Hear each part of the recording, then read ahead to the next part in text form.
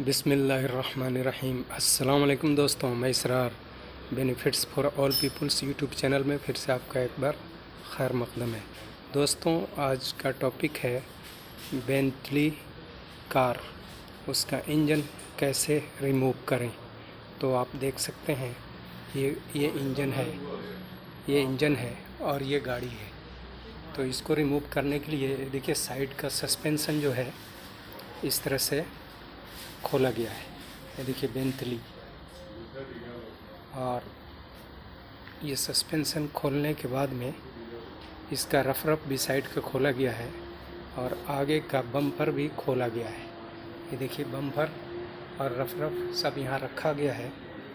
आप देख सकते हैं ये इंजन के लिए क्या क्या खोलना पड़ा है इंजन उतारने के लिए।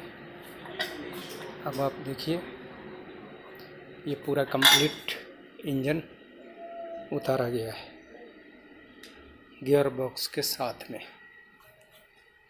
तो आप ये देखें,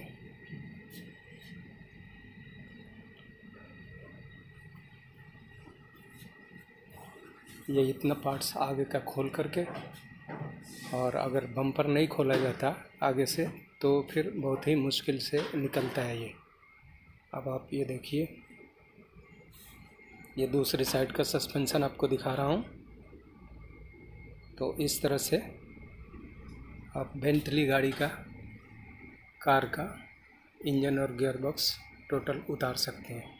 तो दोस्तों, ये वीडियो आपको कैसा लगा? अच्छा लगा तो लाइक करें, शेयर करें। फिर मिलते हैं अगली वीडियो में। ये है देखिए।